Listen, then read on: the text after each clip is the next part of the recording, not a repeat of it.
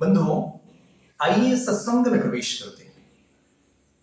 दैवी संपदा गीता के 15वें अध्याय में पुरुषोत्तम का स्वरूप बतलाया गया है। फिर 16वें अध्याय में दैवी संपदा का वर्णन किया गया है। क्योंकि चाहे कर्मकांडी हो अथवा जिज्ञासु, दैवी संपत्ति के बिना कोई भी पुरुषोत्तम की प्राप्ति नहीं कर सकता। दैवी संपत्ति के बिना कोई पुरुषोत्तम की प्राप्ति नहीं कर सकता। अतः जो यहां उन्हीं के तात्पर्य को क्रमशः स्पष्ट किया गया है। यह आपके परम कल्याण की बात मैं कर रहा हूं। पहला है अभय। दैवी संपदा में सर्वप्रथम है अभय।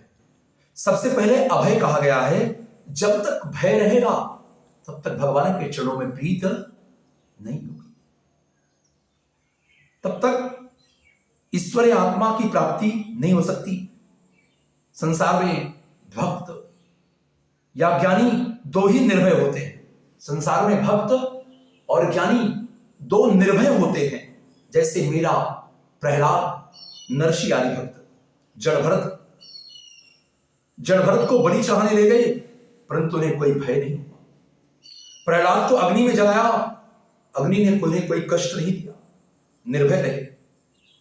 क्योंकि भगवान के भक्त असहाय भयानक से भयानक कष्ट आने पर विचलित नहीं होते, वो निर्भय रहते हैं और निंदा और स्तुति को वे समान मानते हैं। इसलिए भी उन्हें भय नहीं लगता। विरक्त पुरुषों को संसारी लोगों से इसलिए भय नहीं रहता क्योंकि वे सब प्रकार का परित्याग करके एकांत में रहते हैं।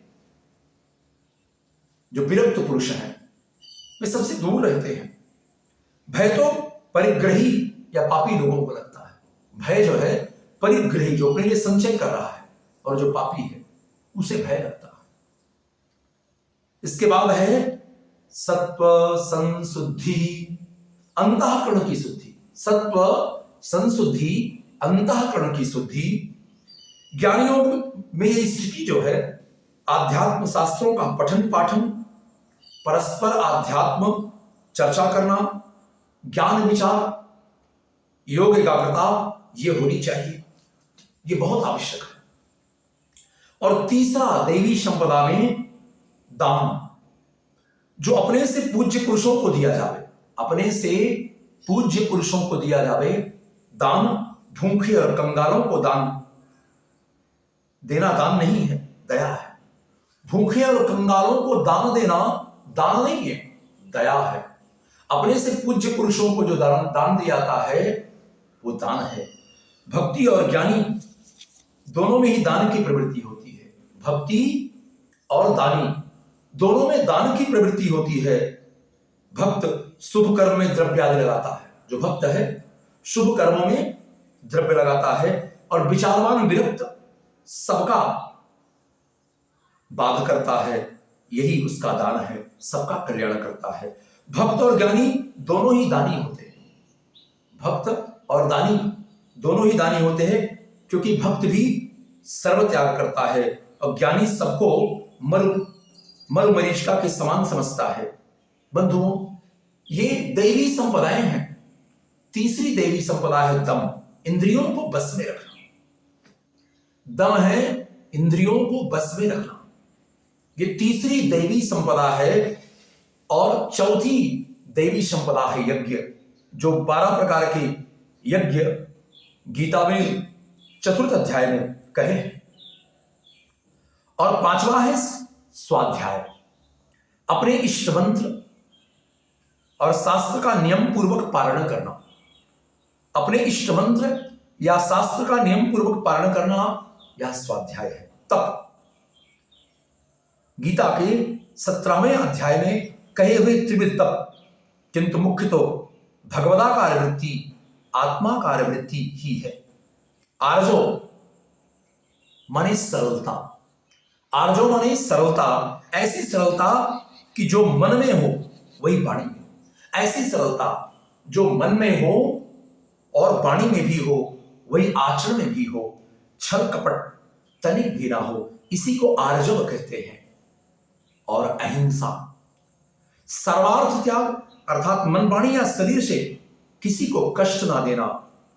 वाणी मनुष्य को बहुत बड़ी निधि है। वाणी जो है मनुष्य की बहुत बड़ी निधि है।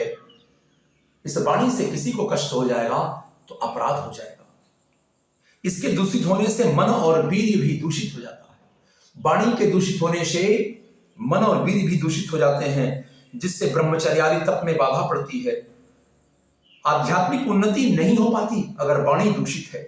अतः वाणी के दोष से बचना बहुत आवश्यक है। झूठ नहीं बोलना है, ये वाणी का तप है। पाप नहीं करना है, अपनी वाणी से किसी को कष्ट ना हो, ये वाणी का तप है।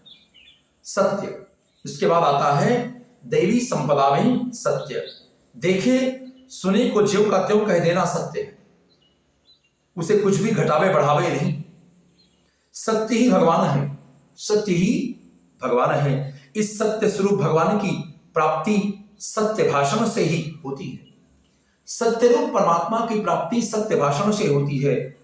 इसकी गणना जो अत्यंत महत्वपूर्ण 5 धर्म है, उनमें भी वे 5 धर्म ये है सत्य। सत्य से बढ़कर कोई धर्म नहीं, सत्य से बढ़कर कोई धर्म नहीं, मौन से बढ़कर कोई तप नहीं, और जप से बढ़कर कोई यज्ञ नहीं, विचार से बढ़कर कोई ज्ञान नहीं, और त्याग से बढ़कर कोई सुख नहीं। ये पंच ये 5 चीजें याद रखिएगा बंधुओं। और इसके बाद है अक्रोध। अपने विपरीत कोई बात सुनकर जो उत्तेजित होता है, अपने विपरीत बात सुनकर जो उत्तेजित होता है उसे क्रोध कहते हैं। यह साधक का अपना बनाया हुआ शत्रु है। इससे जितनी क्षति उनकी होती है उतनी उसकी नहीं होती जिस पर क्रोध आदमी करता है। सबसे ज्यादा क्षति स्वयं की होती है। और क्रोधा पापस्य कारणम, क्रोध पाप के कारण होता है। जिस पर क्रोध किया जाता है, यदि अपने अपराधी पर क्रोध करना ही है तो क्रोध पर ही क्रोध करना चाहिए, क्रोध पर ही क्रोध करना चाहिए। अपराधिनी कोपस्येत कोपे कोपः कथम न ते। क्रोध को क्रोध से समाप्त करना चाहिए। क्रोध करना पाप का स्वरूप है बंधुओं। इसके बाद है त्याग। सर्वत्र उपरति होना। श्रौत स्मार्त आदि कर्मों का फल, जो कुछ भी कर्म आप करते हैं उसे ईश्वरार्पण बुद्धि से त्याग देना। इससे चित्त में शांति और प्रसन्नता रहती है। शांति प्राप्ति के 4 साधन हैं। शांति प्राप्ति के 4 साधन हैं क्षमा, दान, सत्य और अहिंसा। शांति प्राप्ति के 4 साधन हैं क्षमा, दान, सत्य और अहिंसा। गीता में अन्य 4 प्रकार से भी शांति की प्राप्ति बतलाई गई है। यथा कर्म फल त्याग से, युक्तः कर्मफलम त्यक्त्वा, युक्तः कर्मफलम त्यक्त्वा शांतिमाप्नोति नैष्ठिकीम्। फल त्याग।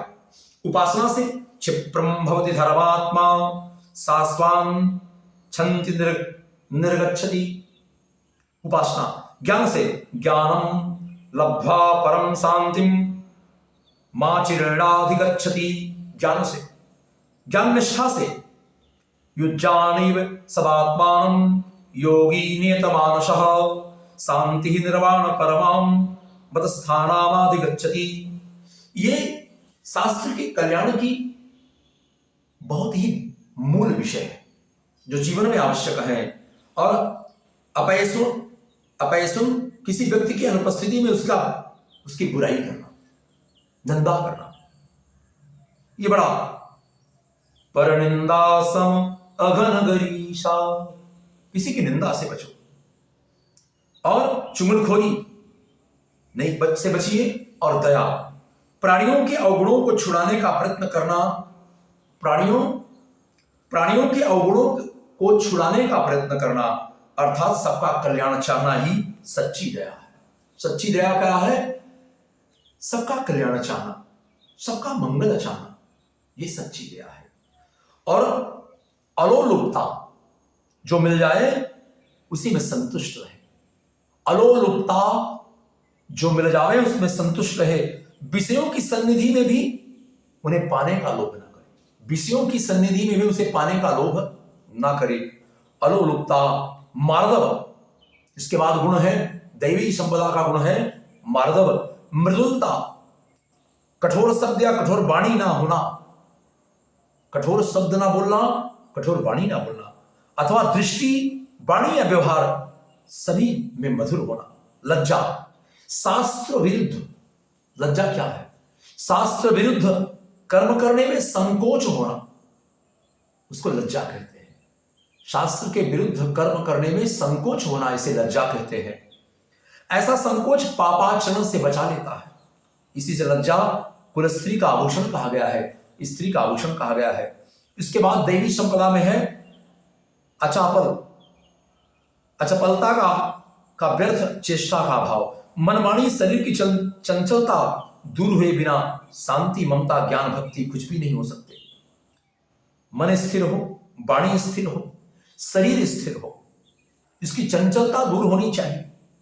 बिना शांति के इन स्थितियों की, मन, वाणी और शरीर की, ममता, ज्ञान, भक्ति कुछ भी नहीं हो सकते। इसलिए यति के लिए कहा है न पाणिपाद चपलो न नेत्र चपलो यति नाचावा वाक चपलो चैव मिति शिष्टस्य लक्षणम। अर्थात यति को हाथ, पैर, नेत्र और वाणी की चपलता से शून्य होना चाहिए। यति माने सन्यासी को हाथ, पैर, नेत्र और वाणी की चपलता से शून्य होना चाहिए। यही शिष्ट पुरुष का लक्षण है। फिर तेज, फिर देवी संपदा में है तेज। खाने पीने से सुंदर स्वस्थ होना तेज नहीं है। खाने पीने से सुंदर स्वस्थ होना तेज नहीं है। अर्पित अपनी प्रतिज्ञा और नियमों में दृढ़ निष्ठा होना ही तेज है। अपने नियमों में, अपनी प्रतिज्ञा में, अपने नियम में दृढ़ निष्ठावान होना तेज है, अथवा चरित्र या बुद्धि का बल तेज कहा जाता है। ऐसी दिव्य शक्ति है जिसके कारण सभी प्रेम और आदर करते हैं। या बुद्धि का बल है जो अहिंसा, सत्य और ब्रह्मचर्य का पालन करने से बढ़ता है। जो अहिंसा, सत्य और ब्रह्मचर्य का पालन करने से बढ़ता है, इसी को तेज कहते हैं। क्षमा, दूसरों के अपराध से क्षुभित ना होना, दूसरों के अपराध से क्षुभित ना होना, दुखी ना होना, अथवा सहनशीलता, सहन शक्ति। क्षमाशील सबको अपने अधीन बना लेता है। श्री विष्णवे नमः। फिर कहा बंद मत करना, धृति बंद मत करना। धृति, धैर्य, धारण शक्ति जिसमें देह, धृति माने धैर्य, धारण शक्ति जिसमें देह, इंद्री, मन और प्राण अपने अधीन रहते हैं। धैर्य, धारणा शक्ति जिससे देह, इंद्री, मन और प्राण अपने अधीन रहते हैं। वास्तव में तो जिसने उपस्थ और रसनेन्द्रियों को, अपनी रस लेने वाली इंद्रियों को बस में कर लिया है, वही धृतिमान है। ज्ञानेन्द्रियों में नेत्र और कर्मेंद्रियों में वाणी प्रबल है। इन्हें बस में करने का सामर्थ्य पुरुष में ही होता है। सोच, वाय शुद्धि, शरीर की शुद्धि, जल से, अंतर की पवित्रता, यही सोच है। वाय पवित्रता जल और मृतिका से, बाहर की शुद्धि जल और मिट्टी से आदि से होती है, तथा अंतर पवित्रता के लिए राग द्वेष का त्याग प्रधान साधन है। मिथ्या भाषण के त्याग से मुख की शुद्धि होती है। मिथ्या भाषण के त्याग से मुख की शुद्धि होती है। परन्न, दूसरे के अन्न के त्याग से रसना की, दूसरे के अन्न खाने से रसना की, प्रतिग्रह के त्याग के हाथों की, कुछ ग्रहण न करना, सब दान कर देना, शास्त्र विहित ब्रह्मचर्य के पालन से कच्छ की, इंद्रियों की, धर्मानुकूल धर्मोपार्जन से धन की, धर्मानुकूल धर्मोपार्जन से धन की, और शास्त्रानुकूल आचरण से कर्म की शुद्धि होती है। बंधु, इसके बाद दैवी संपदा में अद्रोह है। किसी के प्रति शत्रुता न रखना, अद्रोह, किसी के प्रति शत्रुता न रखना, अपना अनिष्ट करने वाले के प्रति भी प्रतिकार की भावना ना रखकर उसके लिए भगवान से दया और बुद्धि शुद्धि की प्रार्थना करना, ये दया अद्रोह है। नातिमानिता, बड़प्पन के अभिमान से रहित होना, बड़प्पन के अभिमान से रहित होना, ऊंचा आसन प्राप्त होने की इच्छा न रखना, ये दैवी संपदा के लक्षण किन्हीं में जन्म से होते हैं। ये दैवी संपदा के लक्षण किन्हीं में जन्म से होते हैं, उन्हें इनका अभ्यास नहीं करना पड़ता। जिनमें ये लक्षण होते हैं वे भगवान के यथार्थ भजन कर सकते हैं। जैसे कि भगवान के गीता में 9वें श्लोक 13वें में कहा है, महात्मानस्तु मा पार्थ